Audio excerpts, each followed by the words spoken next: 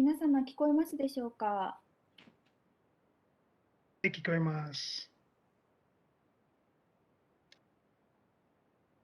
通訳の方聞こえますでしょうか。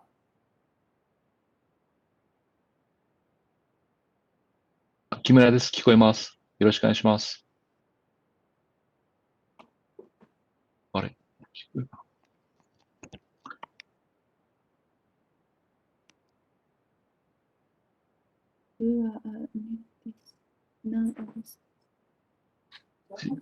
聞こえますか？聞こえないかな。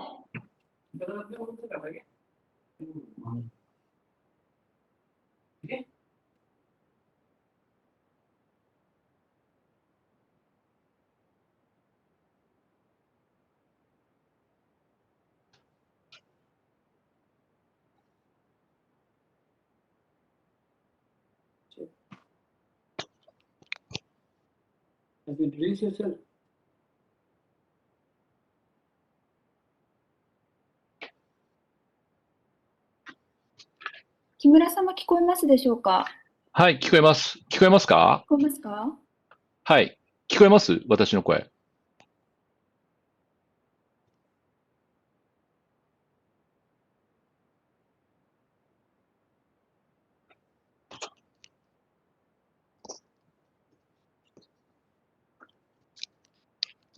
聞こえますでしょうか？ Yes, yes, you are audible. Thank you, sir. We had problem, so. 聞こえますかね。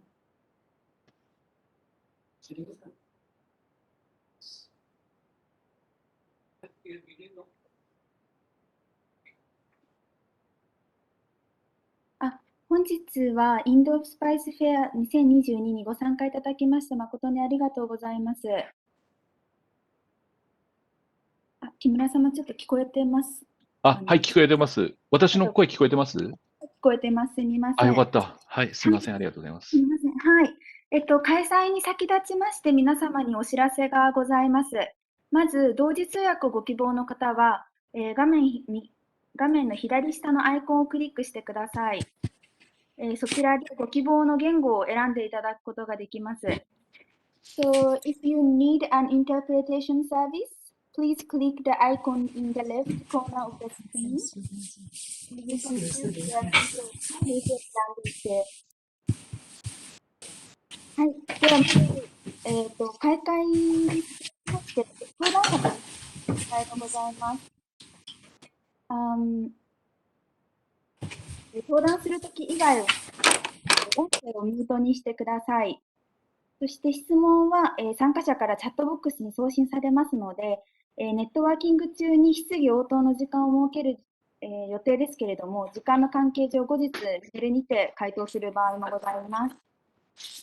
続いて参加者の皆様に、お願いがございます。今回のイベントでは、登壇者以外の皆様は、音声をミュート、そしてカメラをオフにしてご参加ください。講演中にカメラやマイクが有効にならないようにご注意ください。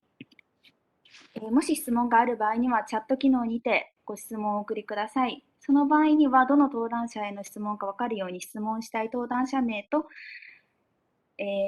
質問事項をご記入の上、Q&A ボックスにお送りください。質問は日本語でも英語でも構いません。はい。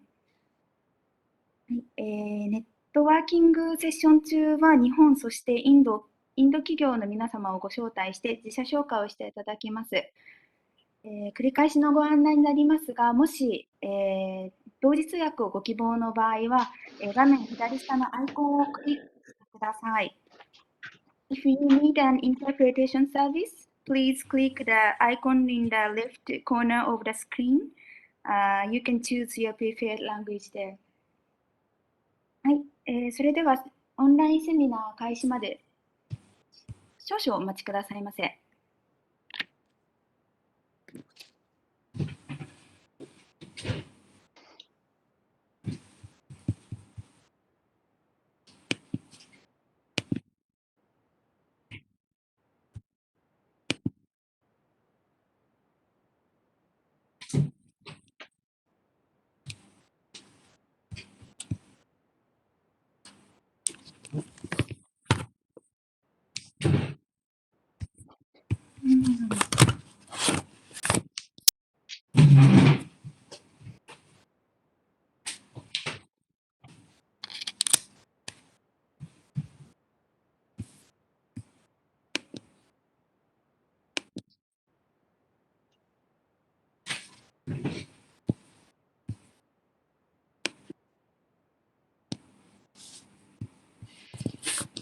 お待たせいたしました。は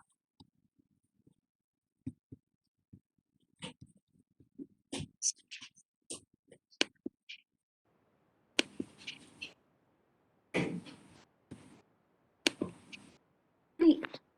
本日はインドスパイスフェア2022にご参加いただきまして誠にありがとうございます。本日、進行役を務めさせていただきますインド大使館の今成と申します。どうぞよろしくお願いいたします。はい。本日のイベントは在日インド大使館と、インド商工省商務局香辛料局主催で執り行われます。それではまずはじめに、駐日インド大使サンジェイ・クマール・バルマ閣下より特別挨拶を申し上げます。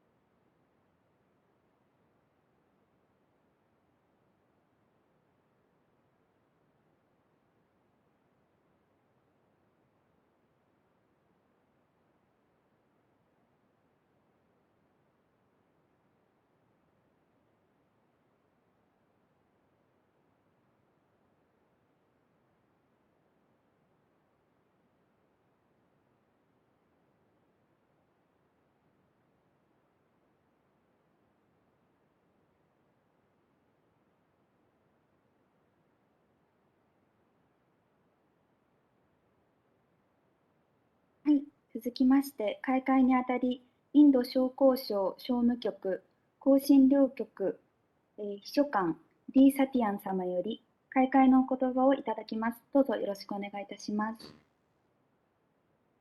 Thank you.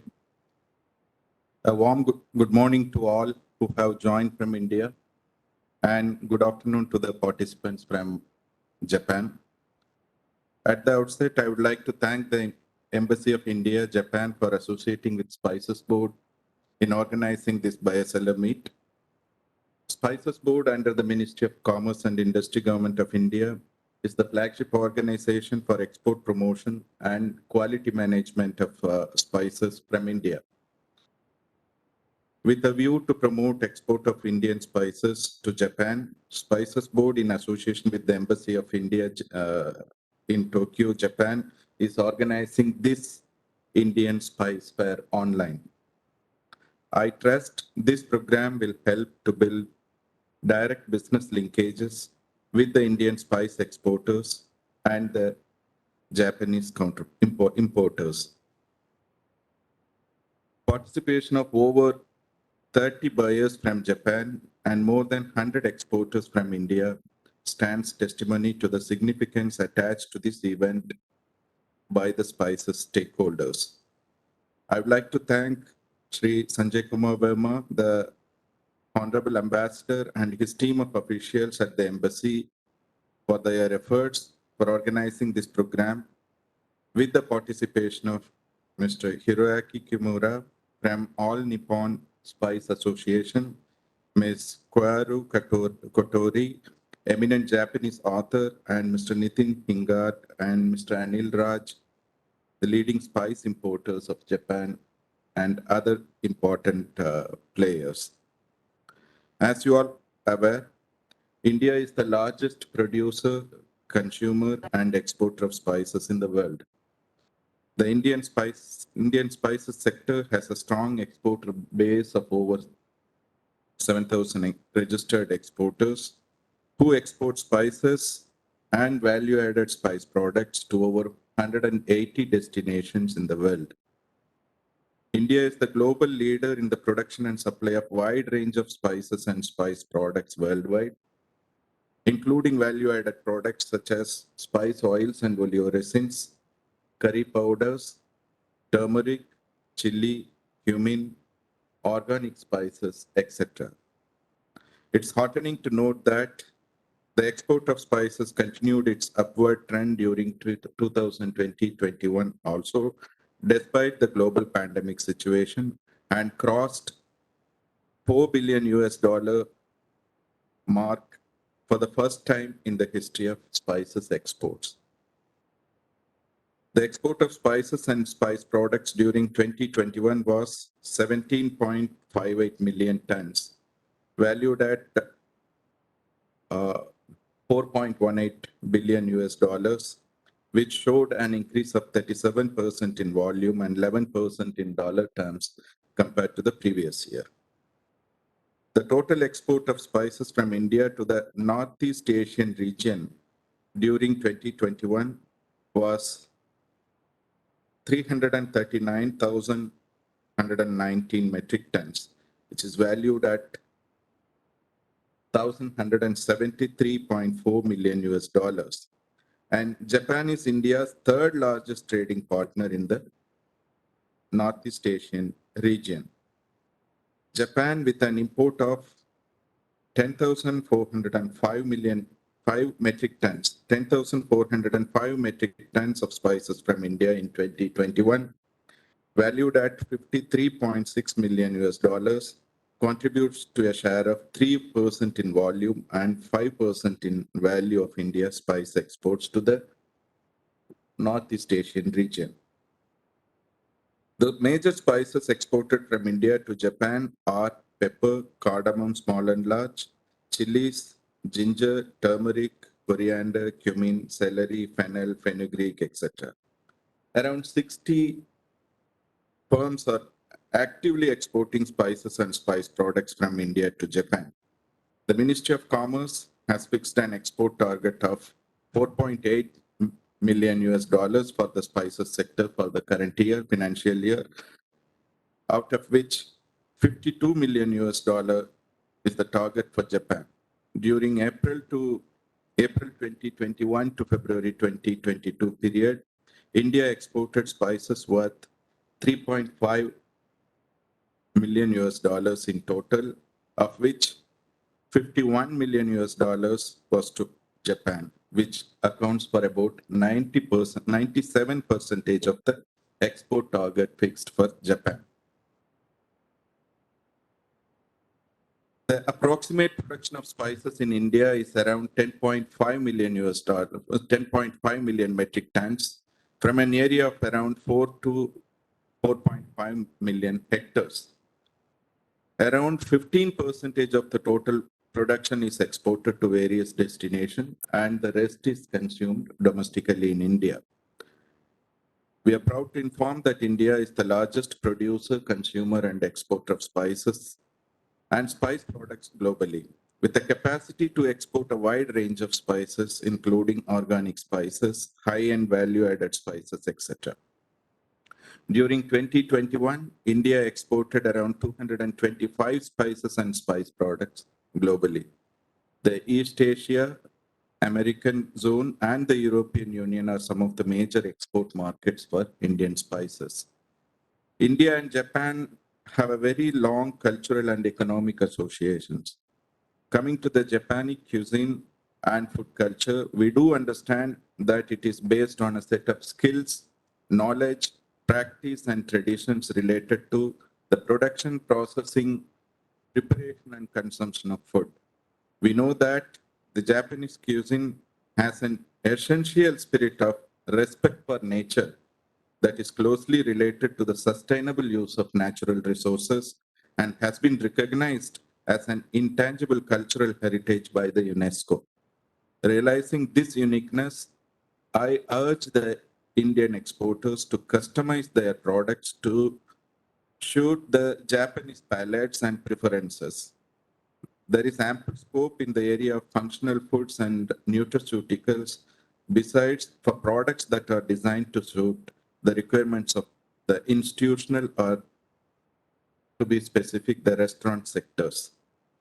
I really hope today's Indian Spice Fair and the IBSM will throw more light on the Japanese preferences and requirements, besides giving a clear picture on our supply capability, on India's supply capability and other potential for mutual association and trade expansions.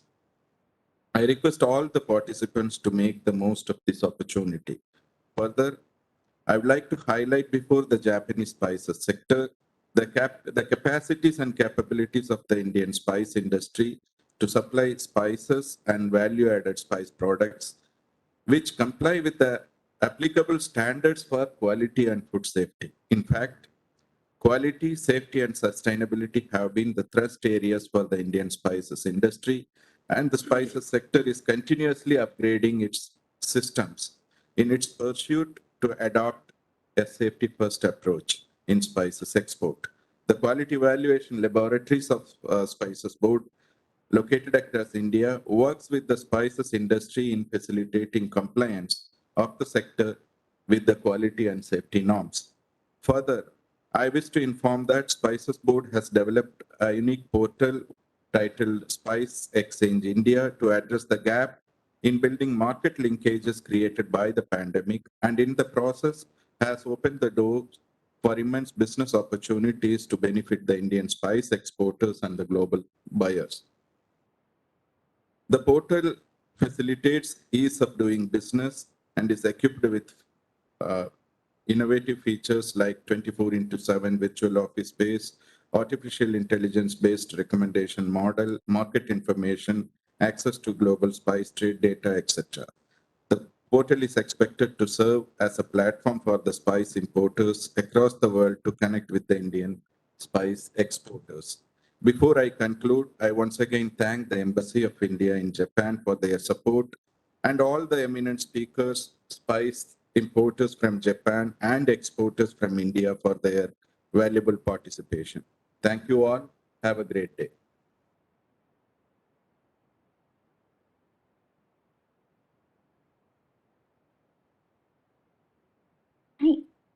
リーサティアン様、ありがとうございました。続きまして、プレゼンテーションのお時間です。全日本スパイス協会カーギルジャパン合同会社、食品原料本部スパイスシーズニング部長、木村博明様をお迎えして、日本へスパイスを輸出するための規則必要要件及び手続き、また、インド輸出業者への留意事項についての発表をお願いしたいと思います。それでは、木村博明様、どうぞよろしくお願いいたします。はい。資料は今見えてますでしょうか？はい、見えてます。聞こえますか？はい、聞こえます。大丈夫ですか？すいません、ちょっと初めて使うので、このシステムを。ちょっと不安なんですが、何かあればおっしゃっていただけますか？はい、わかりました。すいません。大丈夫でしょうか？そのままですね。はい。Good afternoon, good morning, everyone. I'm Hiroaki Kimura, the manager of Kagyu Japan Spice Seasoning Department. I'm honored to be invited to this Indian Spice Fair 2022. So today, on behalf of Mr. Okada, chairman of All Nippon Spice Association, I'd like to make a presentation on regulatory requirement and procedure for export of spices to Japan and points to note for Indian exporters. So today's topic, so this is the same, regulatory requirement and procedure and points to note. So today, since the time is limited, I would like to focus on the industrial spice market rather than retail market. So every country has plant quarantine for export, and phytosanitary certificate is required for every plant products, including spices to export to Japan. So importer needs to submit original documents or copy of the phytosanitary certificate for import quarantine inspection. So secondly, the food sanitation law is coming. So focusing on pesticide residue, regulated food additives such as coloring agent, colorants, and preservatives. So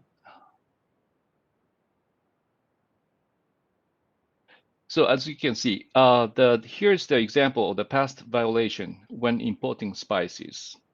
So aflatoxin and mycotoxin detection, this is very quite often happen on chili powder, chili, nutmeg, and turmeric. And secondly, ethylene oxide. So this is also used in cinnamon. This is rare, but sometimes it happens. So an excessive amount of sulfur dioxide remaining in the dried herbs. And detection of prophenophos, this is found from the cumin seed. And EPN detection, so found from lemongrasses. So in addition, some foreign countries have approved the sterilization of spices by irradiation, but in Japan, this is prohibited, as you know.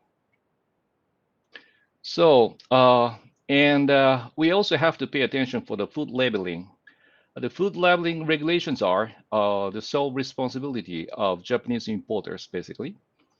And of course, everybody knows that, here is the example to be stated on the label, the name of products, ingredients, the net weight in metric units only, and the storage instructions, and country of origin, and the best before date, and name and address of the importer.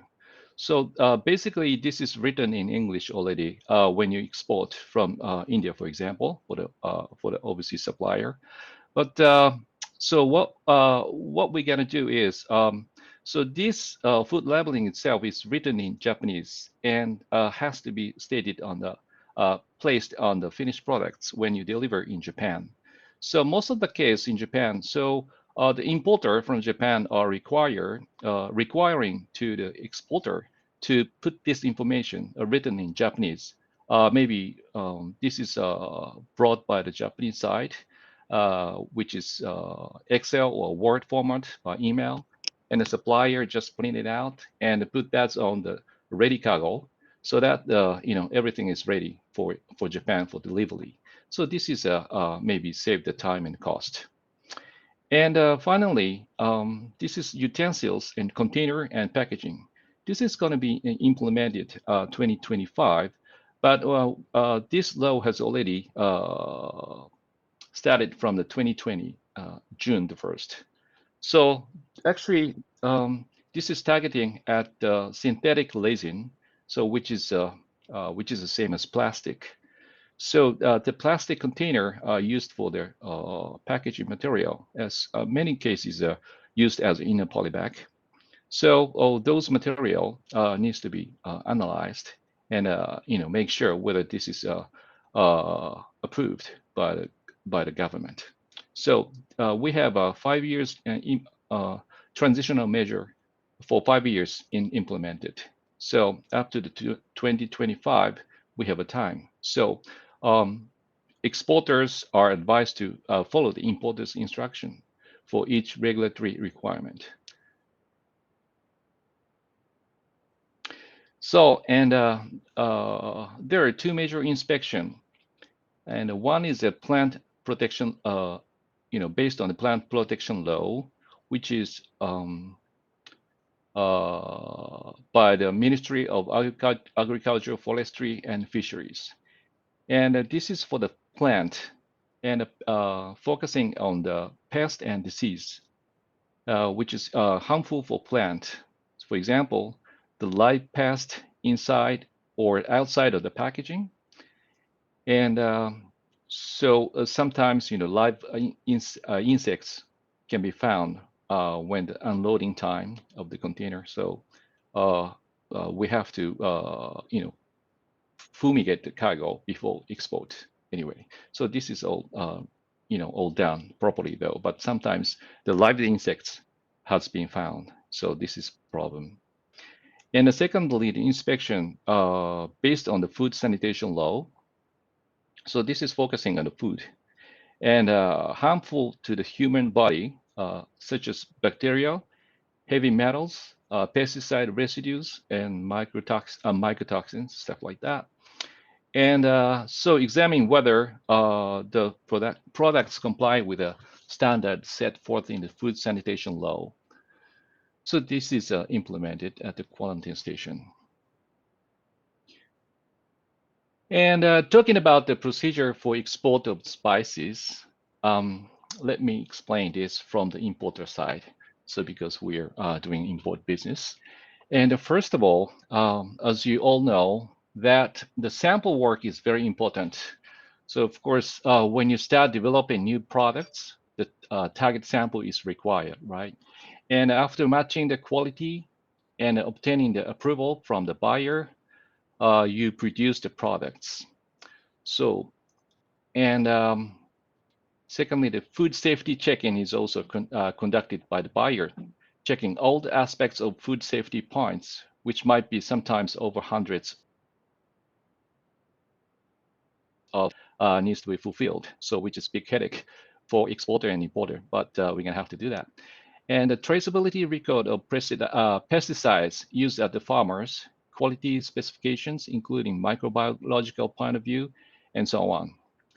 And a trial shipment with a small scale is recommended.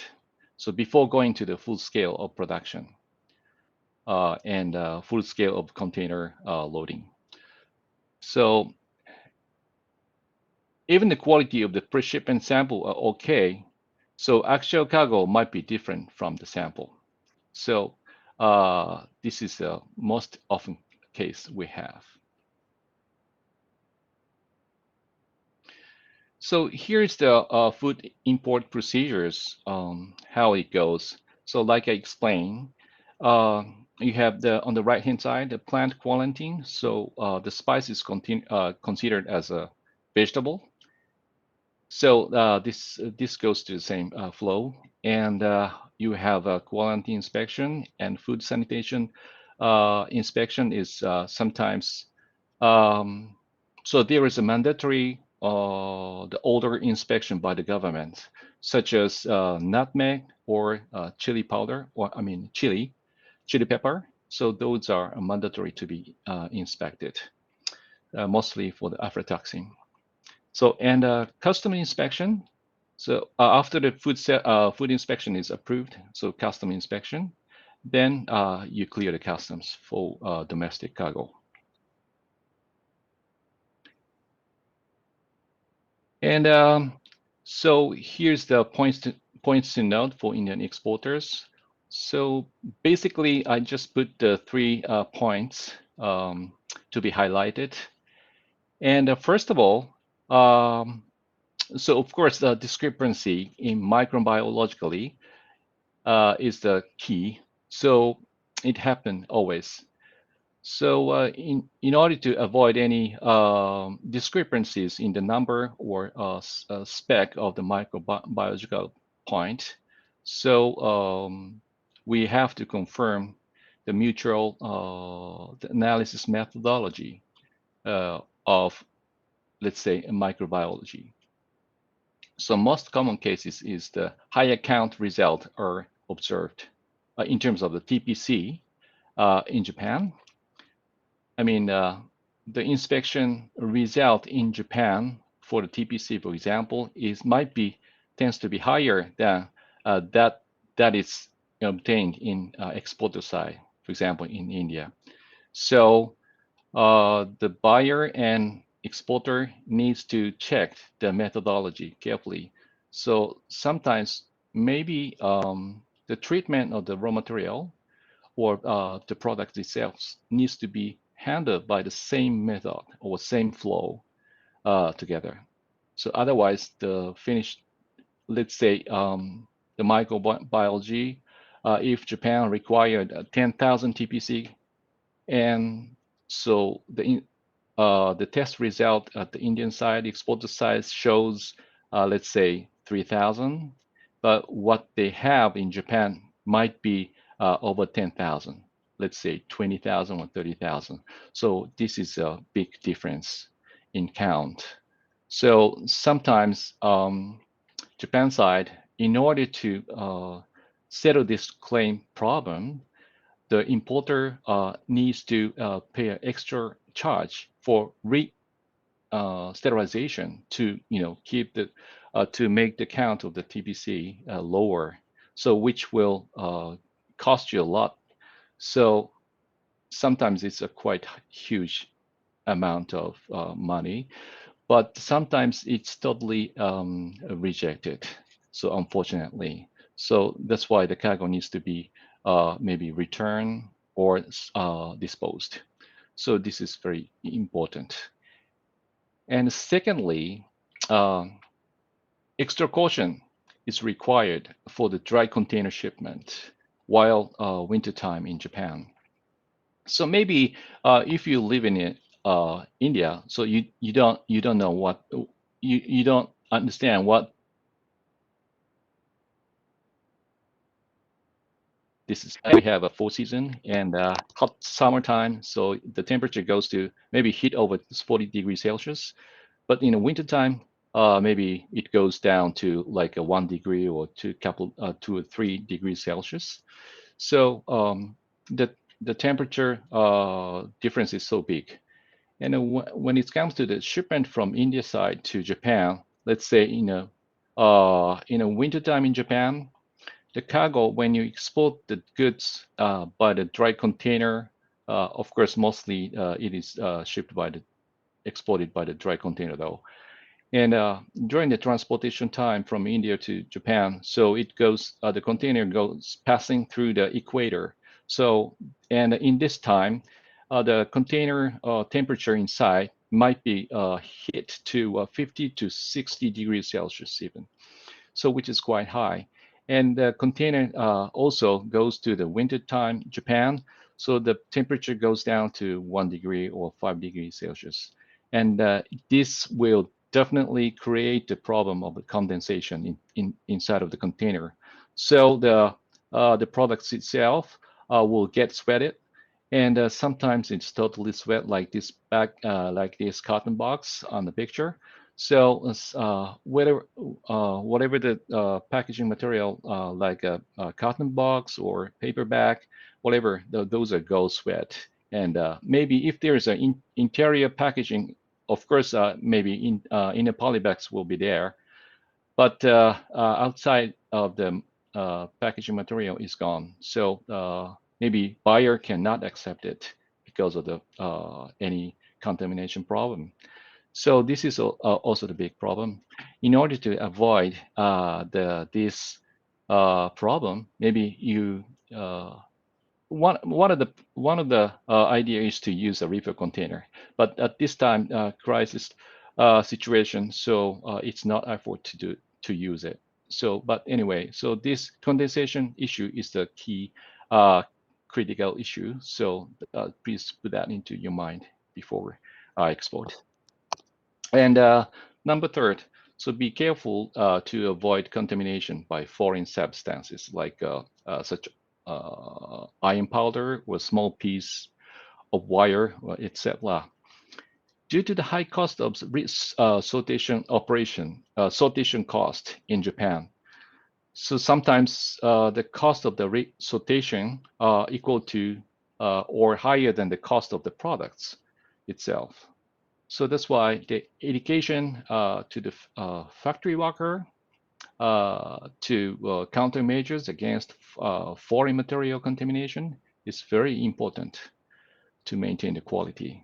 So of course, this is a usual case. So it always happened. So even you make a perfect processing and a quality control. So something happened. Sometimes it happened. So in order to avoid this problem, maybe we have to always keep alerting to the processing people and the worker to pay attention. So how the things will be going.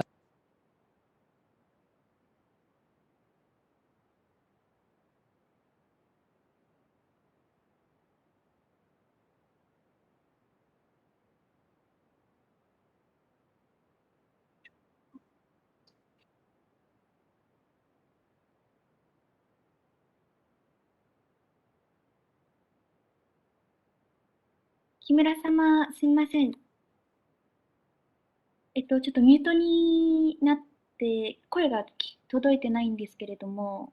大丈夫でしょうか？はい、大丈夫です。ちょっと30秒前ぐらいからミュートに。本当ですか？はい、大丈夫です。30秒前ぐらい。はい。はい、すみません。ということです。で、let's be one team. So in order to succeed in business, so we need all the cooperation with the farmer, supplier, customer, importer, and we need to trust. So good communication will be the good key for the good products. So thank you very much.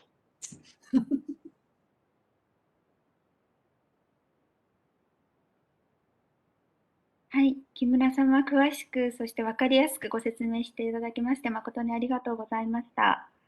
はい、続きまして、商工省商務局更新両局、マーケティングディレクターの、バシスト・ナラヤンジャー様より、インドのスパイス産業についてご説明していただきたいと思います。それではバシスト・ナラヤンジャー様、どうぞよろしくお願いいたします。Thank you very much. Good morning, Honorable His Highness Mr. Sanjay Kumar Verma, sir, and officials of the Indian Embassy in Japan, respected Sri D. Satyan sir, Secretary of Spices Board, All Nippon Spice Association, Mr. Hiroki Kimura, Mr. Koru Kotori of eminent Japanese author, Kitchen Studio Parsley, Mr. Nitin Inga, Mr. Sambika Corporation, Mr. Anil Raj, Mr. Nirvanam, our Spices Board officials, our Indian exporters and Japanese importers. Greeting of the day and welcome to this event of Buyer-Seller Meet of Indian Spices Fair 2022. I'll be taking you through my short presentation on marketing of spices from India. Can you just put up the presentation? Yes, next.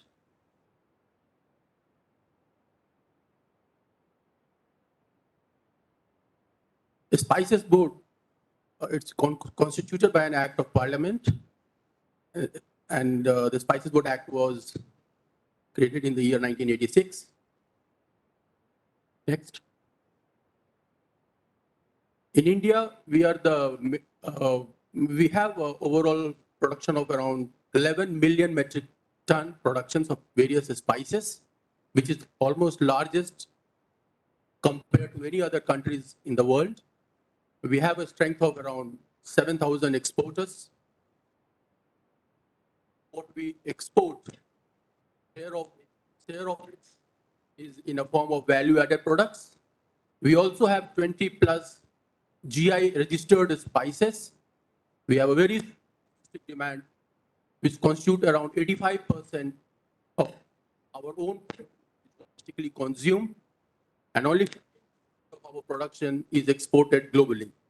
So in that sense, India is the major #1 producer as well as the consumer and also the exporter of spices. Next. This has been already elaborated by our secretary, sir. Go to the next slide, please. In this context, what we see, overall various spices, the majorly mint oil, spice oils and oil-resins, turmeric, cumin, pepper, curry powder, cardamom, small other spices, which constitute around 53.66 million US$ exports to Japan. And it contributes only 3 and 5% in value of export to this region. Next. We can see here the Japan total spices imports from world during 2020. It's around 152,034 metric ton, which is valued at 653 million US$. Compared to Japan import of around 53. India's import of around 53.66 million US$. So in this context, there is a large scope of Indian spices to be exported to Japan market. And majorly from India, we export like coriander, pepper, garlic, spice oils and oil-resins, and few other spices. So we find a quite big scope of our export. Our Indian spices can find a bigger market in the Japanese market. And in this context, 2021 have a target of around 4.81 billion US$, and our target for Japan is 52 million US$, and we have been achieving it historically, this figure. Next.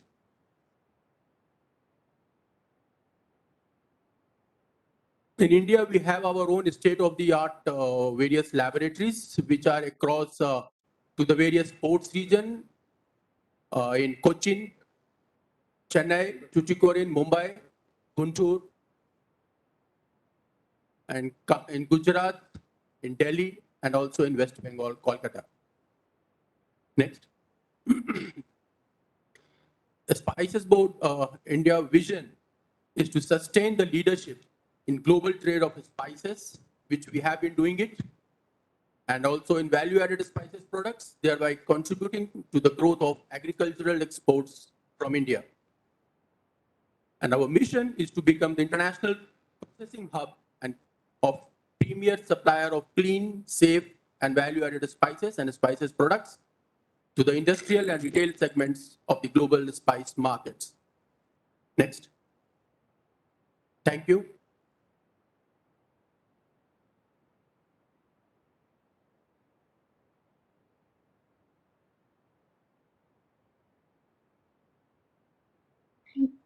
バシストナラヤンジャー様、ご丁寧なご説明ありがとうございました。続きまして、日本人の、署名作家であられる、キッチンスタジオペイズリー、香取薫様をお迎えして、インドスパイスに関する特別講演をしていただきたいと思います。香取様は、インドスパイス料理研究家として、ご自身の教室でこれまで2000人以上の、生徒様をご指導されている傍ら、スパイス料理に関する数多くの書籍を出版されております。日本の気候や日本人の味覚に合う健康的なスパイス使いをポリシーに、スパイスの普及とインド文化紹介に尽力されております。それでは、香取様、どうぞよろしくお願いいたします。はい、こんにちは、香取薫と申します。今ご紹介に預かりましたけれども、日本でインド料理の教室を始めまして30年目なんです、今年がちょうど。で、初めてインド料理教室を始めた頃は、大きなスーパーマーケットにもターメリックと、ガラムマサラぐらいしか売っていませんでしたね。それが今は、日本の普通の主婦たち、男性も多いですけれども、メーティーですとか、ヒングですとか、そういったスパイスすら使いこなして、毎日インドの料理を作っているところが、覚醒の感を覚えます。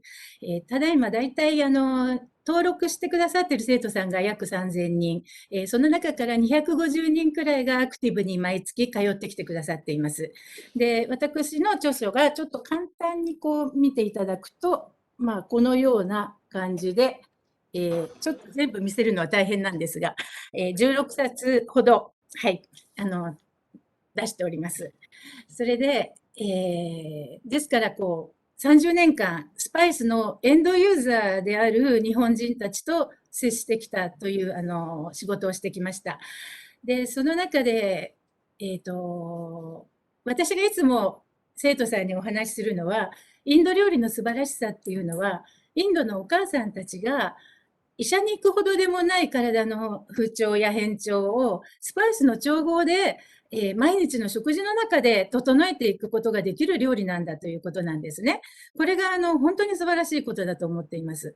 ですから、そのスパイスを使いこなすということにハードルが高く感じるかもしれませんけれども、日本のお母さんたちっていうのは、お醤油とか味噌ですとか、だし汁、そういったものを自由に組み合わせて、美味しい煮物を作っていく。その作り方が、インドのお母さんたちが、クミンシードはこれくらい、ターメリックを入れましょうとか、この料理はコリアンダーを入れましょうとか、そういって作っていくこととそっくりなんですね。ですから、なかなか、始めると楽しい料理です。それであと、東京の気候を例にとりますと、夏は今40度になるんです。そしてこれは、ムンバイですとか、ニューデリーの気候と同等に並びますね。で、冬は雪も降ります。ですから、インドの本当にカシミールからカンニャクマリまで、それを網羅した気候の中で、東京で私たちは今生きています。で、その中で、やはり、医者に行くという選択の他になるべく自分の体を健康的に守っていく。これは医療費よりもスパイスの方が絶対に経済的ですし、安心です。で、美味しくなります、食べ物も。そこが強く私が日本でこれからも打ち出していきたいポリシーなんですけれども、で、今日はちょっとカルダモンを例にとって話をしてみたいと思います。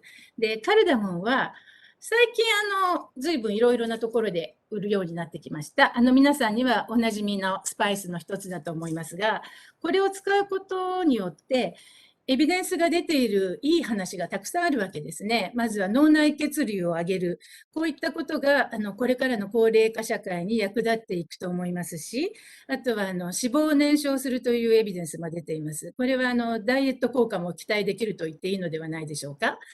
あとはですね、カルダモンが持っている気持ちをリラックスさせて落ち着かせてくれるような効果。これがまたストレスの多い現代の社会にいいですね。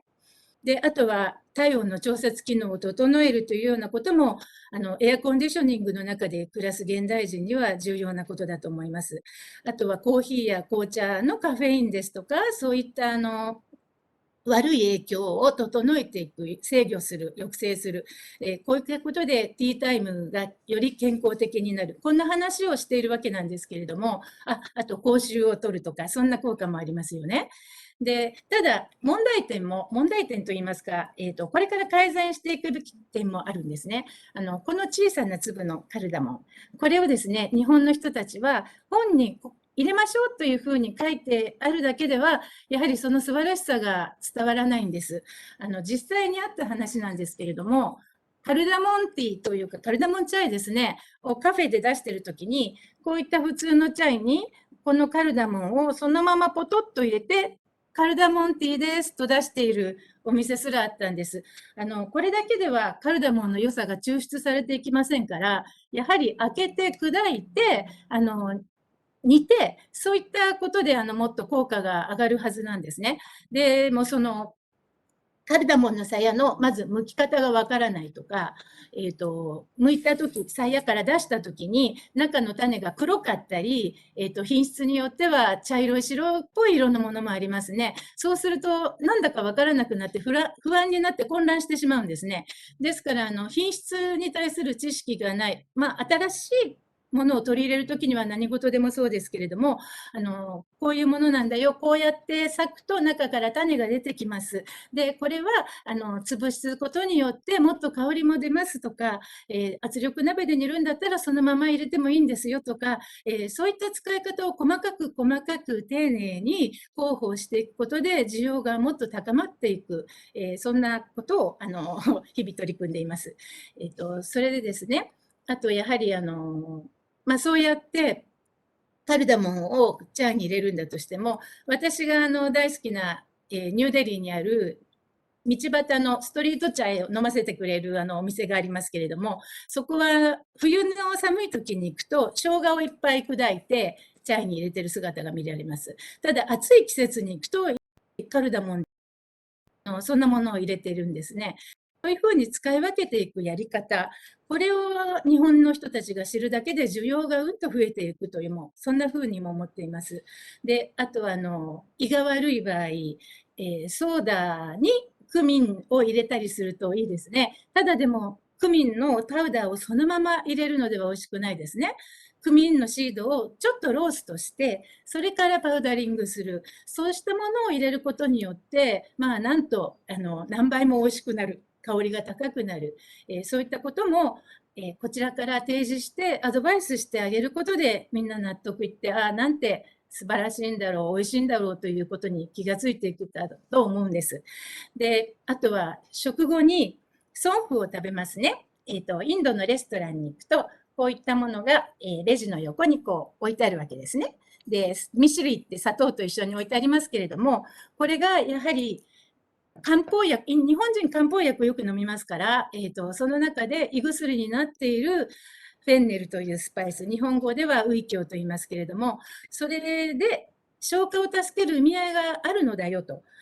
そしてお砂糖と一緒に食べると美味しいし、あとアイルベーダ的な効果ももちろんあるわけですけれども、そういったことを抱き合わせにして伝えること、使い方だけではなく薬効、なぜそれが必要なのか、どんな意味があるのか、それを一緒に伝えていくことが、重要だと考えています。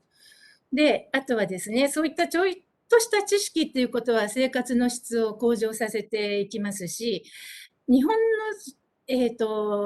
主婦たちというか、今男性も料理作りますけれども、日本の家庭っていうのは油だけを取ってみても、オリーブオイルですとか、ごま油ですとか、いろいろなものをストックしています。そして日本人はそれを使いこなしているんですね。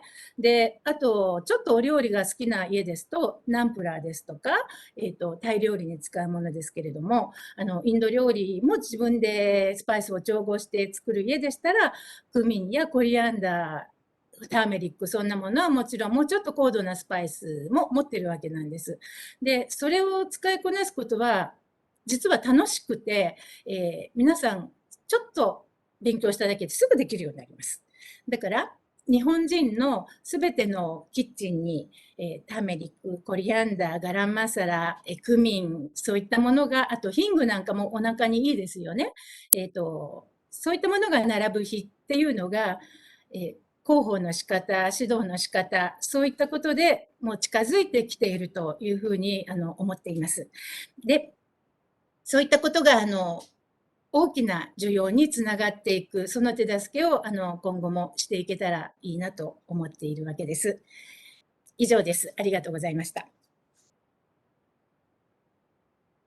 はい、香取様、貴重な、お話どうもありがとうございました。はい、繰り返しのご案内になりますけれども、もし、同時通訳をご希望の場合は、画面左下の、アイコンをクリックしていただくようにお願いいたします。If you need an interpretation service, please click the icon in the yes, left corner of the screen. You can choose your preferred language there. はい、続きまして、アンビカコーポレーション日テヒンガー様より、日本企業によるビジネス事例についてご説明していただきたいと思います。日テヒンガー様、どうぞよろしくお願いいたします。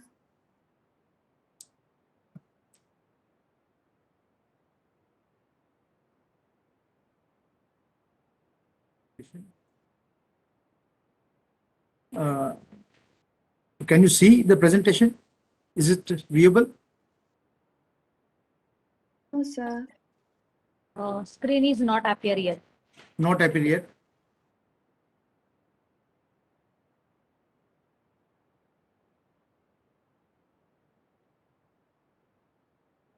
Are you sharing my screen? Or should I share?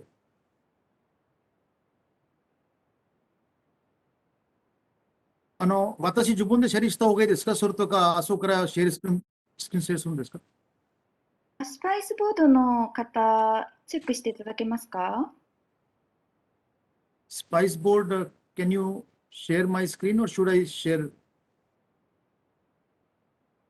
So if you can share by yourself, If you allow me, I can share, yeah. yes. Can you try, sir? Maybe. Yes, we can see now. No, this is something else is coming here.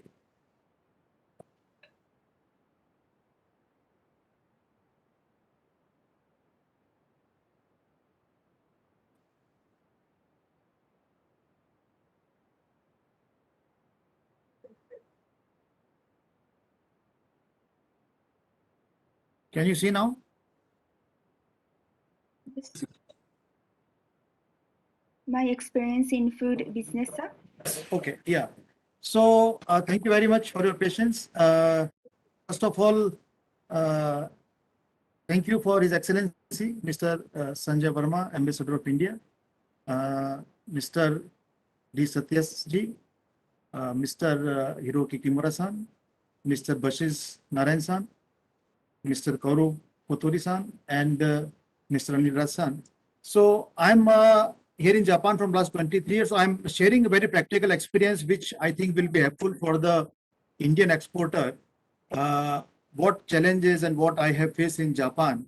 And as His Excellency said that we are one of the biggest spice importer company in Japan. So let me share very practical things with you, which might help you. We started in 1998. What is my experience is, so we are sole distributor for Amul, Gates, Haldiram, Grover Wine, Parle, Marine Industries, Lal Killa Rice, and we have our own brand. So like we are importing various items where almost we are using the spices. We are importing like natural, semi-processed and processed foods, supplying to all sales channels.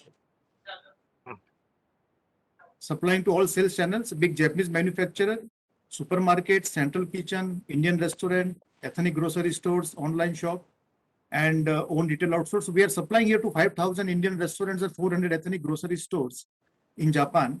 And our Bombay office, Ambika Global, is taking care of all the exports and all the procurement. And Ambika Global awarded by Trade Promotional Council, TPCI, for promotion of Indian food in Japan.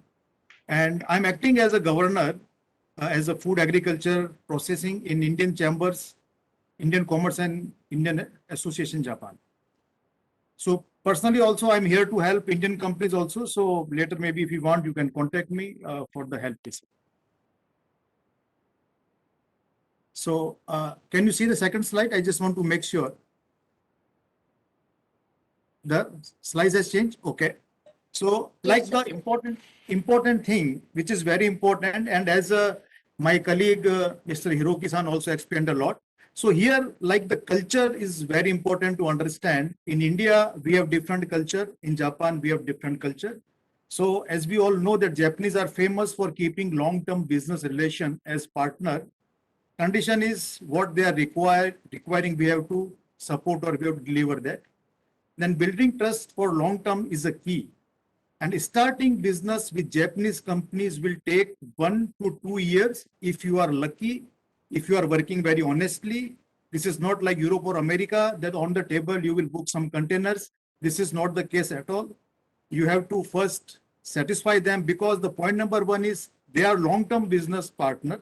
So that's why they need all the information to make sure that the business will go for long term. And if they want to change supplier, it will also take time for them to change you. So it will take few time, need patience here.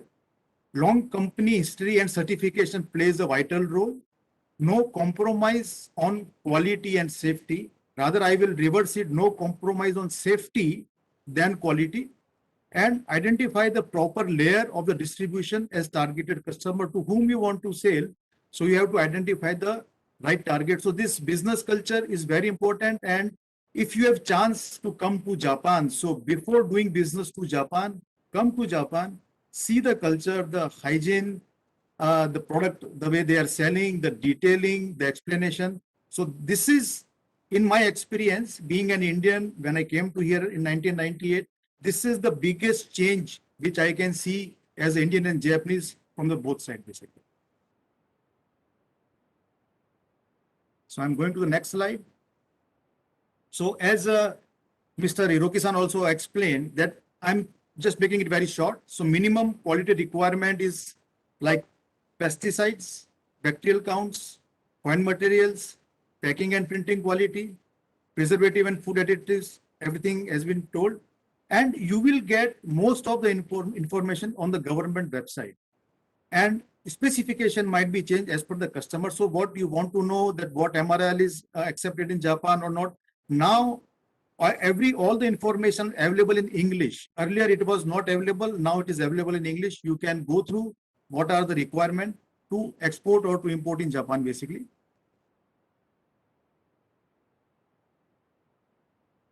So now the business opportunities. So what opportunities here in Japan? As from the Spice Board, we have shown the data that Japan is only importing only $54 million worth of spices, where the market is 10 times here. So we are just doing 10%, whereas we are the biggest producer of the spices. 50% of world spices we are growing, basically.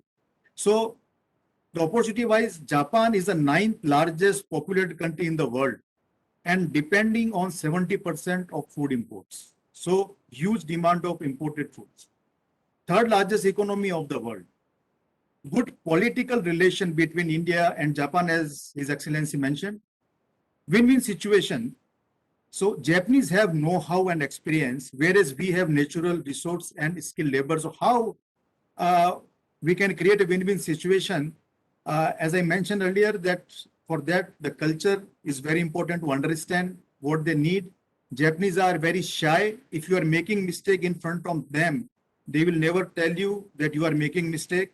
So they are very polite. So that is the big culture gap. In India, generally we say on the face very immediately that you are doing wrong, you are doing right. But in Japan, it will take some time for you to understand. So again, I am repeating that the culture gap is very big. Japanese are a very good partner. So for win-win situation, here we have win-win situation. We have good political relation with between the two countries. So Japanese have know-how, experience, and I have done this practically with some of the companies in India, and the result was very good. Japanese like India, and Japanese companies looking for new supplier origin. So this is the new opportunity. And the time zone difference is easy to work with. There is only 3.5 hour difference. Right now it's 3 o'clock in Japan, and it is 11:30 in India. So it is not like Europe and America. So that is also a positive thing.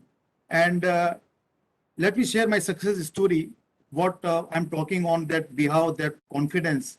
So with our solid commitment to the quality, the compliance and the relations with the suppliers in India and the customers in Japan, our Indian food are sold and used by the biggest consumer in Japan, like where we are supplying directly, indirectly, 7-Eleven, Costco Japan, Ajinomoto, Yamazaki Group, and others. So this is the success story of Omega Corporation, being an Indian company in Japan, understand the Japanese culture, understand their mindset, and how to make them satisfied because Japan is a very demanding market.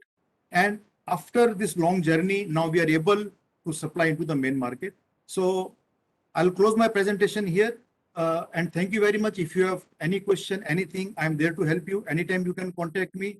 And we have our office in Bombay, Ambika Global. You can contact there also. Thank you very much and have a nice day.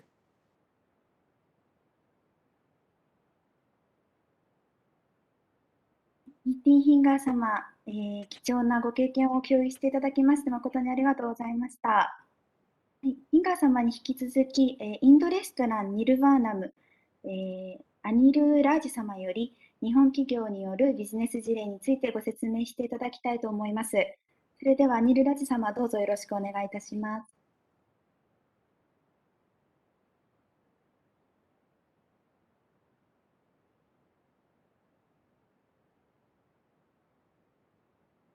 Sorry, can you see my screen share?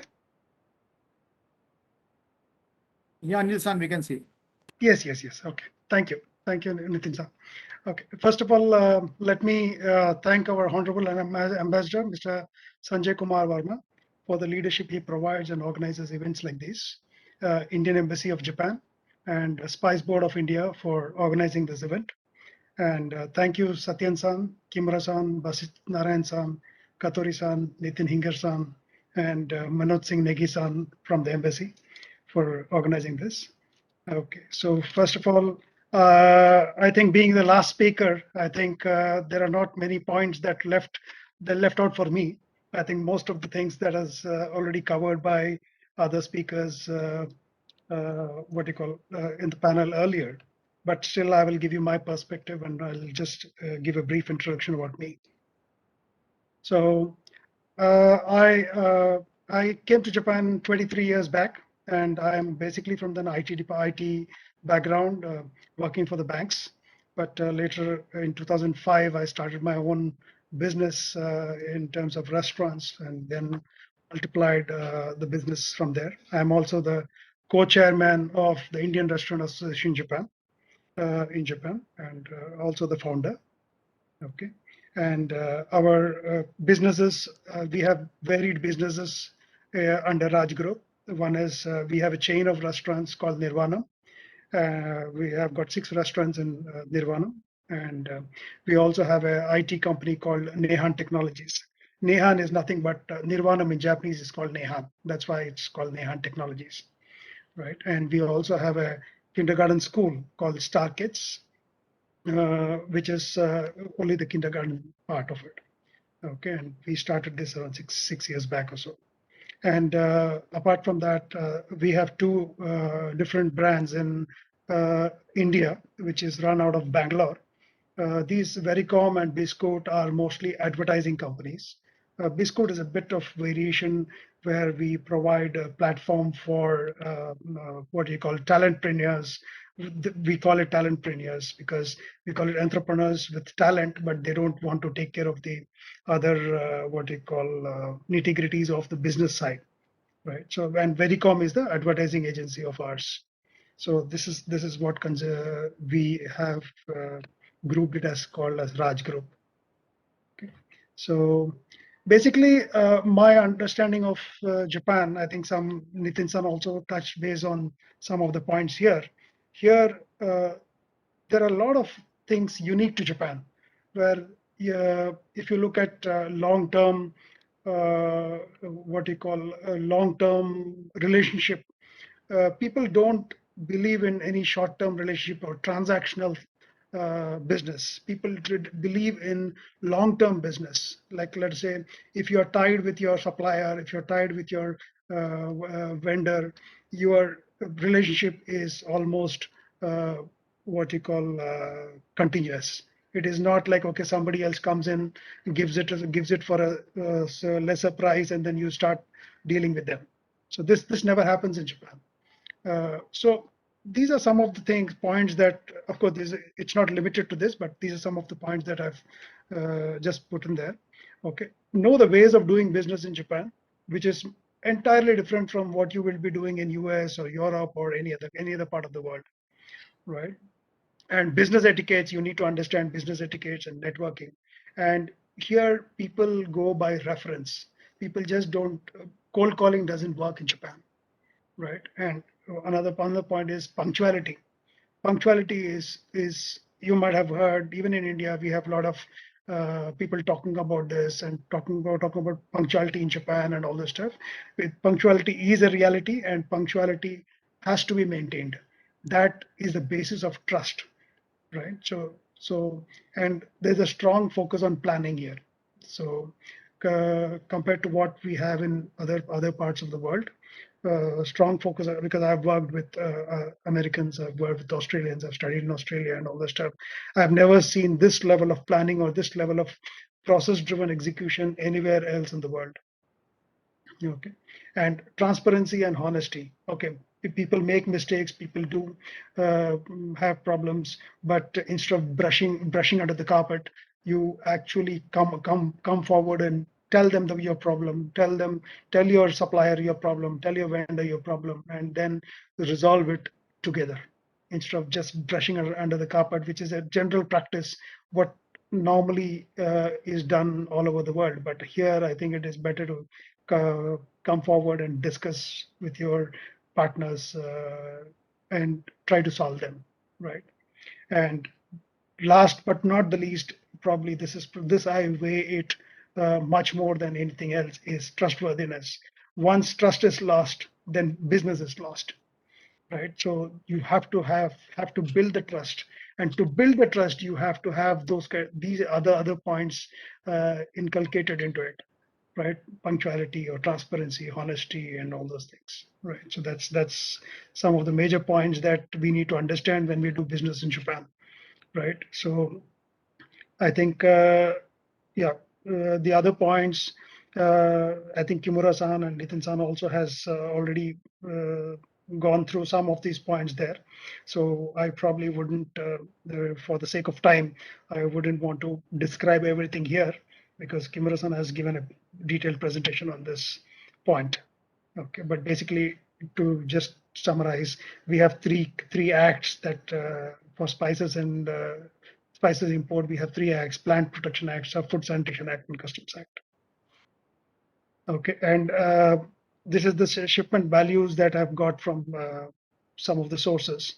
But I think there could be a difference between, one of the speakers actually had also put a graph. I think there's a slight difference, but it's around 146 billion yen shipment of value of spices. But again, it depends on what we consider as spice. So there could be some kind of discrepancy there.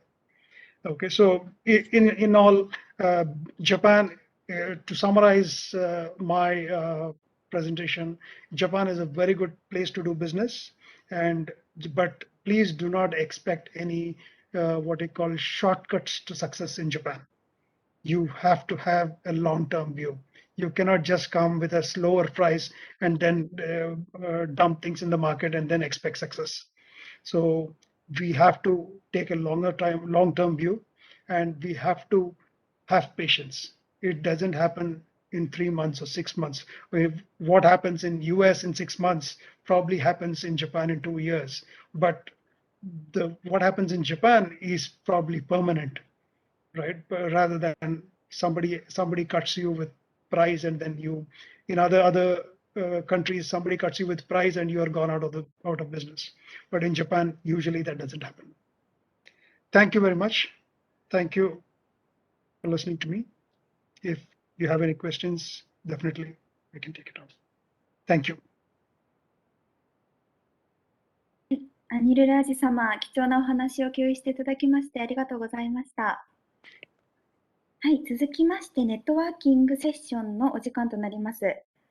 まず日本企業様より、DKSH ジャパン、浅田聡様をお迎えして自社紹介をしていただきたいと思います。浅田様、どうぞよろしくお願いいたします。聞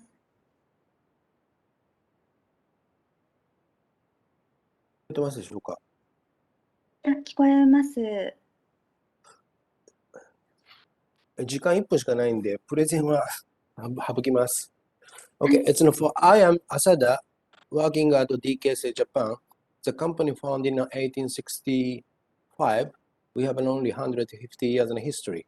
So DKS Japan is so-called former trading company, but nowadays we don't want it for trading company because we are working together with the client, supplier, and principal and the customer, giving us an opportunity to grow the business with so-called market expansion service. So I have a full responsibility in the food and ingredient industry in Japan, and we have a lot of for trading for it's from India. It's mainly spice oil and spice oil, and also natural spices. So if you want to discuss with us, please contact us. I can remain for my contact list. Also, my colleague joined this event. Thank you very much.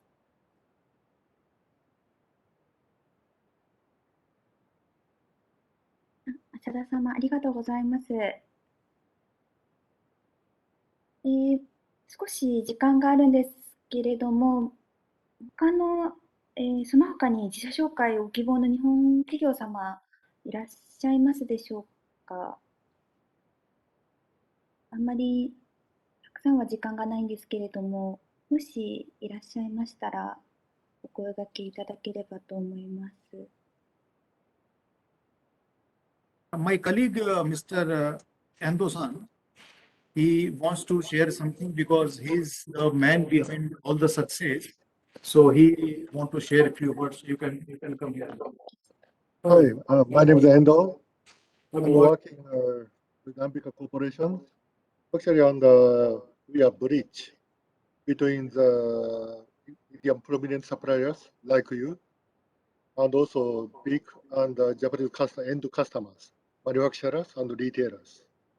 And probably we can assist you every part of supply chain, value chain from India to even Japanese consumers.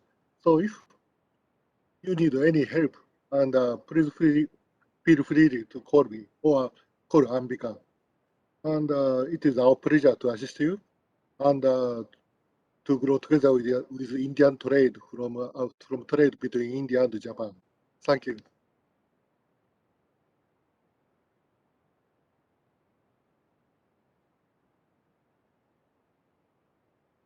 ありがとうございます。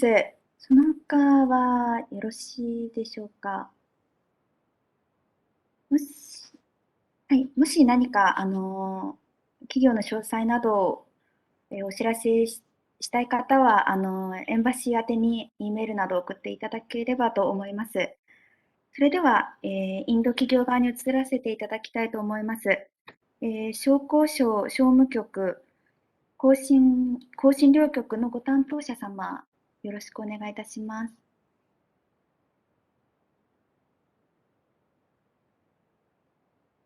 Thank you, Embassy of India team, for the efforts in the successful conduct of this Indian Spice Fair 2020 for promotion of Indian spices in Japan. From the Indian company side, may I invite Hati Masala, Mr. Ronak Soni, for a brief intro of the company.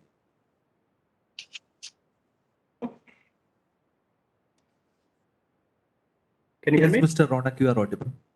Yes. First of I'm Ronak Soni here from Gandhi Spices Hati Masala. First of all, would like to thank the Spice Board, Nitin sir, and Embassy of India in Japan. We are right now regularly exporting to the Japans in bulk packing, and we are doing the private labeling for one Japanese company at this moment. We are working in the spices field since 1954, and we are privatized in 1992. Right now we have 100 metric ton per day cryogenic grinding capacity, and we have in-house cold storage of 5,000 metric ton. We have our own in-house laboratory, and we are exporting to the other countries like USA, Canada, European countries, Philippines in our own brand name, as well as we are doing the OEM for them. Thank you. Thank you. I have sent my detail in the chat box, so anyone interested can ping us. Thank you. Thank you, Spice Board. Thank you, Mr. Ronak. Next, I would like to invite Herbal Isolates, Mr. Roshan.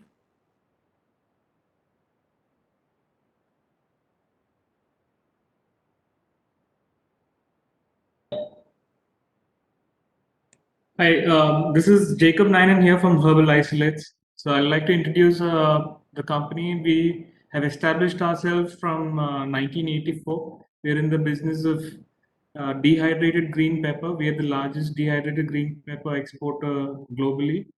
And we also do hydrolyzed vegetable protein, which is a flavor enhancer. We are part of the renowned Synthite group, which is a value-added oleoresin and spices manufacturing company based out of Cochin. We have some business with Japan. In fact, we have an exclusive plan for one of the Japanese companies, SNB, where we do grinded spices such as turmeric and fenugreek, which have complete traceability. And we have been doing this business with the Japanese customer for the last 20 years. So if any of you are interested in doing something on these lines, please do get in touch with us. We will share details shortly. Thank you, Spices Board, for this opportunity. Thank you. Next, I would like to invite Gandhi Sons, Mr. Harshad Gandhi.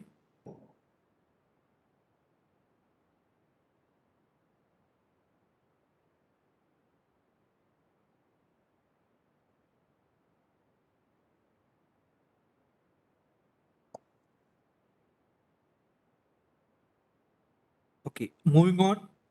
Asian Spices, Mr. Karthik.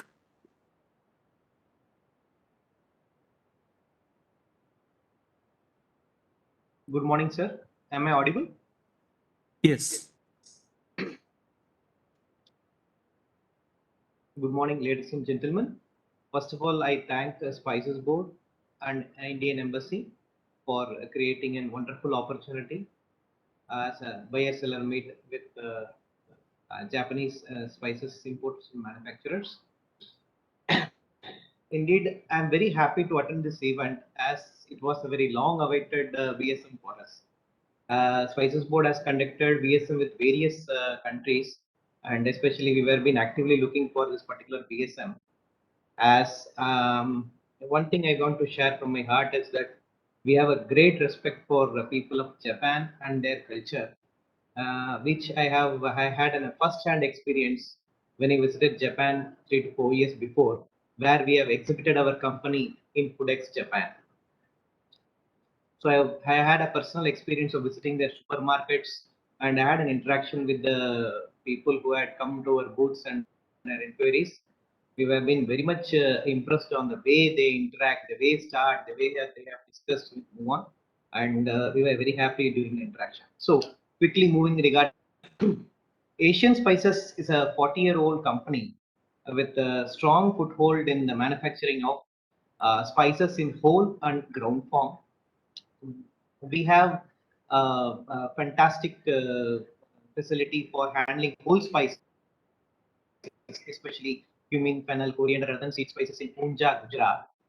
The major strength of our company is that we have our own backward integration program for cultivating cumin, fennel, and other seed spices in Gujarat and Rajasthan.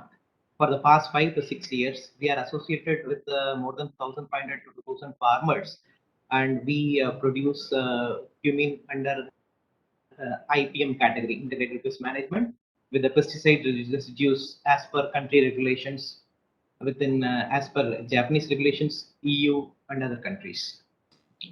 So we have ultra modern facility, fully automatic processing facility for handling all those spices, including completely buller, sortex machines, metal separators, everything.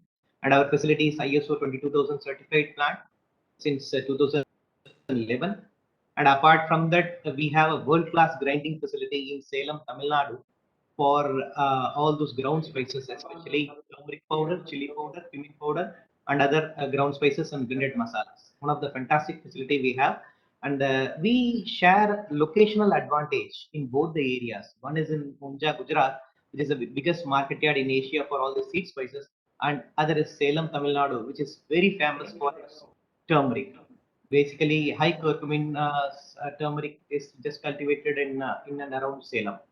So we are very aspiring to work with the Japanese companies, and as the key points which we have observed, We are looking for long-term relationship, and we want to become partners with these companies, and we are open and invite them for more and more discussions to update ourselves and have any other technology improvements in our factories and other things. On a long-term collaborations we have been looking for. And thank you for giving me an opportunity to share about our company. We look forward to work with you on a long-term business relationship basis. Thank you, sir. Thank you, Mr. Karthik. Thank you. Now, as I understand, we do not have much time, but maybe if some of the Indian exporters who would like to raise a couple of queries, one or two of them, with the permission of all the other participants from Japan, we might be able to take one or two of those queries. So I request Indian exporters to kindly, who would like to raise some queries, get some clarifications or gather some specific information, and those people may make use of the raise hand option in the WebEx platform, so that we might be able to invite one or two of them to speak.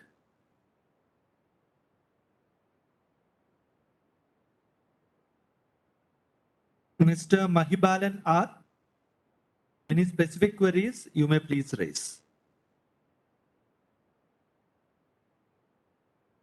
Yes, good morning all. And my query is that we are a certified organic spice exporters from India. And my specific query is we do not have a JAS certification. Japan is very strict about the JAS certification for importing organic certified spices into Japan. We are certified for USDA organic and European Union organic. So that is my specific question. Yeah. If I would request the eminent Japanese buyers who are present here, if they can guide us on this, that would help the Indian spice sector to clarify this query. If Nitinji, can you please clarify? Yeah. So as you mentioned very correctly, in Japan, if you want to export organic spices without JAS certification, we cannot sell in Japan as an organic spice. So without JAS certificate, we cannot sell as organic. We have to sell as a non-organic. So you need JAS certificate if you want to export to Japan. That is correct. One more doubt. See, in India, the cultivation area, the JAS certification is very rare. But as a trading, we can take a JAS certification. This is allowed? Now that you have to talk with the JAS authority. I cannot reply on their behalf. So it's better like if here in Japan we are getting the goods as a JAS certified, then only we can sell as a organic. Otherwise we can't sell here. So how to get the certification? What are the rules? That I think for the local JAS office, I think you have to communicate. Okay, thank you. Yeah, thank you. Moving on, from Aditya, Mr. Vishal. Yes, thank you. First of all, I would like to mention a big recognition for Japanese companies for teaching us. We are supplying organic spices, JAS certified organic spices to Japan since 2008. And over the last 14 years, we have actually been learning a lot about quality control, about things like CO2 fumigation, vacuum packing, which has helped us not only in the Japanese market, also in global markets. And in that connection, I would like to ask from our Japanese clients, Nitinji especially and others, what are the new trends that they are seeing, post-pandemic situation in the last 2 years? Is there some new trend in terms of the food service market or at-home consumption? That is something I would like to learn about, new trends for healthy food, for spices, seasonings, what kind of trends they have noticed. Thank you.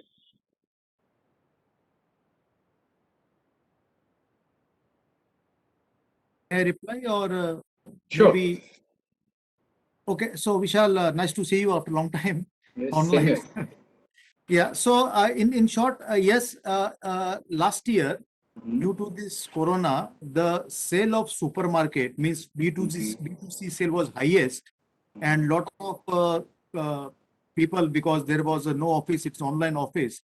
So a lot of people has prepared their food at home. So the consumption at the supermarket last year was the highest. So it means, yes, there are a lot of spices and other things people have definitely used. So I think that's what you want to know. And the trend is very difficult because in Japan, the food is little bit like a fashion, is changing very fast, basically. Right. So it is not very continuous, but yeah, the spices, I think worldwide, the consumption of spices and the awareness and how that is beneficial for the health. So that is definitely increasing in Japan. Also, if you see the spice data, the trend is increasing definitely. Fine. Thank you. Just one more question, Nitinji, regarding ready-to-eat foods.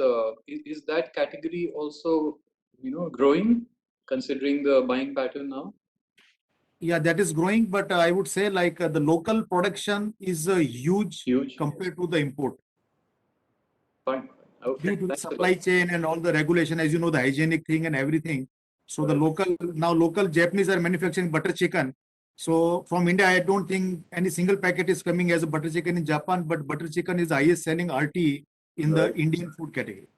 And one last request to the Spices Board, since we have not been able to go to the Foodex trade shows over the last 2 years, if during this year there is an opportunity for a small delegation of spice exporters to visit Japan, that would be, I think, very much welcome, and Japanese clients would always like to meet us. Your point has been noted, Mr. Vishal.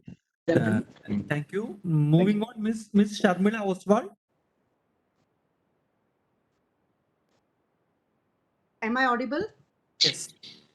Yes, thank you so much. And it is a wonderful opportunity to interact with all the Japanese authorities here. We are India's women farmers FPO. So in Meghalaya, Jaintia Hills, Khasi Hills, where all the tribal farmers are there. So these are all women farmers. So we are the first kind of FPO from Meghalaya, Northeast, as well as in Maharashtra near Pune. It is again a women farmers FPO. So we are producing spices. We are, in the process of all the certifications. We are already EU and USDA certified as well. But I was exploring that how do we, because there are all very seasoned businessmen here. But we as a women farmers FPO would like to have this initiative with Japan. We are already exporting to Australia, also to Europe. So we are very much interested to start with Japan. So would like to know the guidelines that how can we start.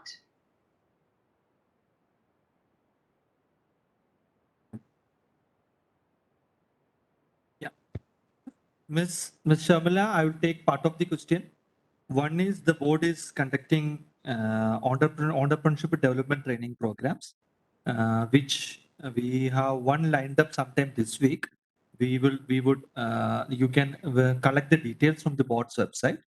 And other part is with regard to the trade linkages. For this bioseller meet, we have the list of more than 30 spice importers from Japan. And these details will be made into a brochure, which would be circulated to the registered participants through email, as well as uploaded in the Spice Board's website under the Bioseller Meet tab in a day or two. So that can be one point to start with. So, and further specific queries, you can take up with the Embassy of India, Japan. I have already shared the email ID of the Japan, India Embassy of India, Japan in the chat box. So the embassy would always be ready to help you with suggestions and guidelines. Thank you. Due to time constraints, we would not be in a position to take any more queries from the Indian participants. So before I pass the floor to the Embassy of India, Japan, we would like to play a small video about Spicexchange India, which is a B2B portal developed by Spices Board for which gives a platform for the Indian spice exporters as well as the global buyers to connect and interact with each other. So we'll have the video played now, after which I would request the moderator from the Embassy of India, Japan to kindly take over.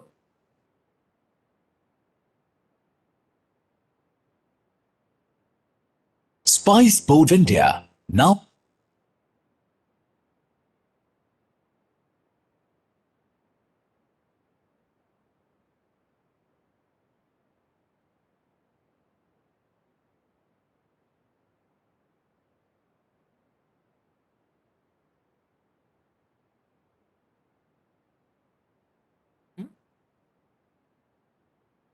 Spice Board India now leads the global spice route. Welcome to our virtual marketplace for India's spice exporters with exclusive benefits. Get access to thousands of importers from around the globe. Explore global markets in real time from the comforts of your 24/7 virtual office with our smart AI-driven platform shortlists, suggests, and connects you with most relevant importers from around the world. Grow your business across continents with real-time translations, video, and chats too. Get access to key forecasts, trends, import data. Spicexchange India is your one-stop digital gateway to the world of spice. For limitless spicy benefits and limitless opportunities, subscribe today.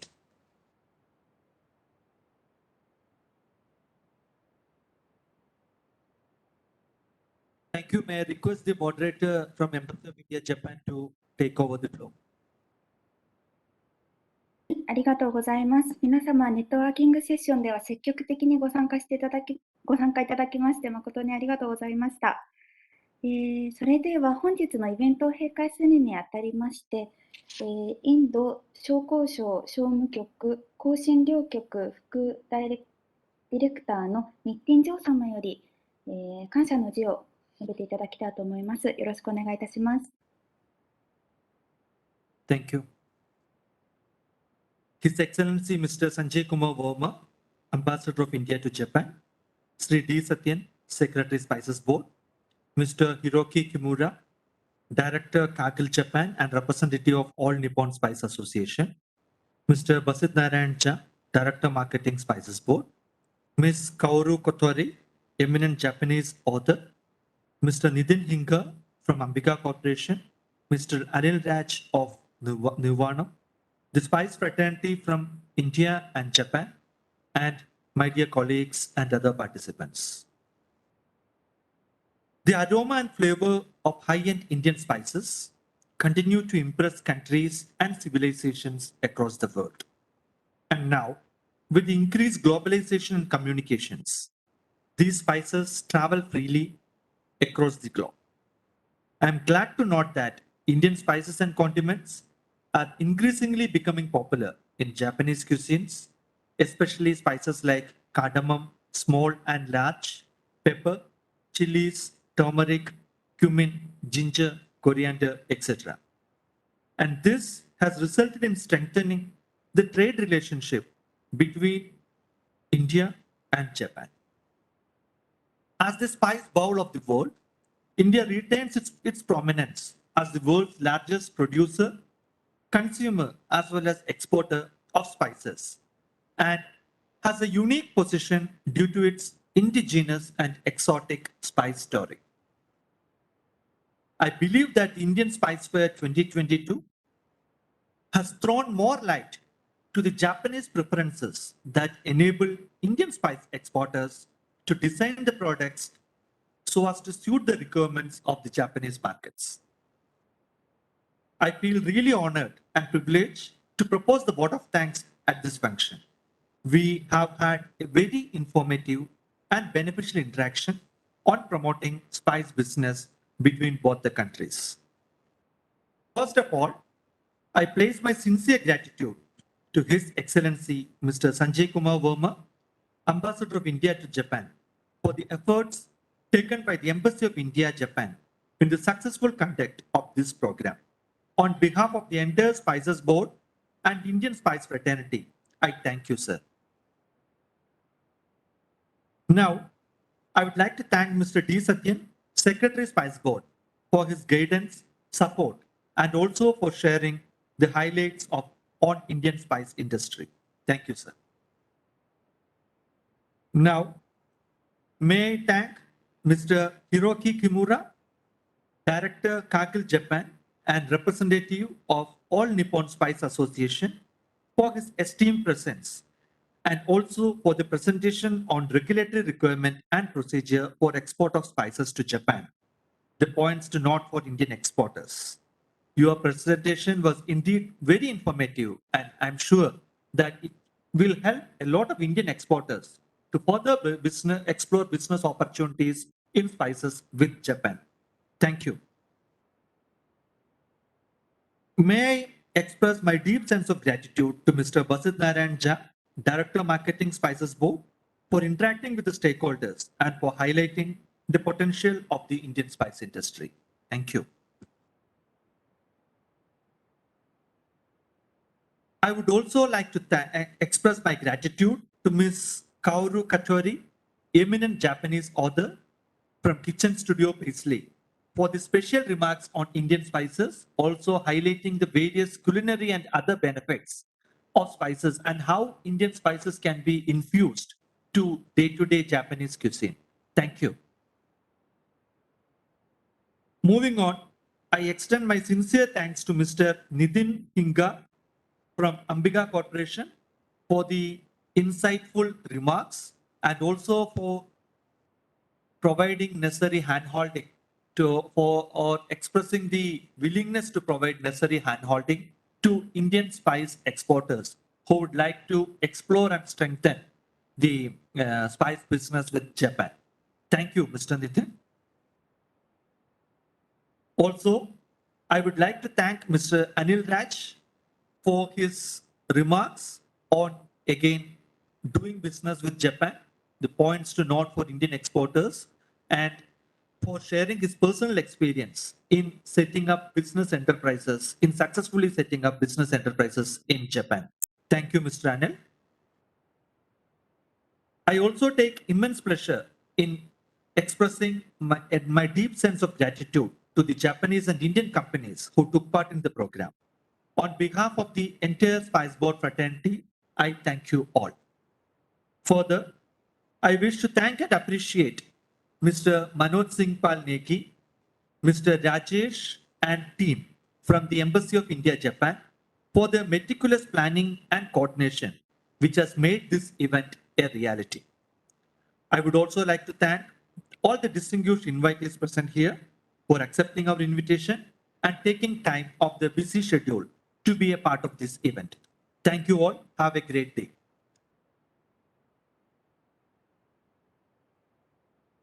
日品長様ありがとうございました。それでは以上をもちましてインドスパイスフェア2022年を終了させていただきたいと思います。ご登壇いただきました登壇者の皆様、そしてご参加いただきました皆様、本日は誠にありがとうございました。もしご質問やお問い合わせなどございましたら、インド大使館商務部またはインド商工省商務局香辛料局にお問い合わせいただければと思います。はい、それでは皆様どうも本日はありがとうございました。各自ご退出していただければと思います。Thank you. ありがとうございます。Thank you. Thank you, Manoj ji.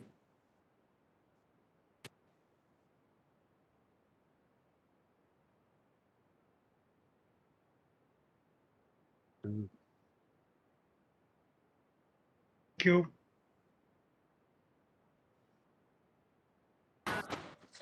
Thank you. Thank you, sir.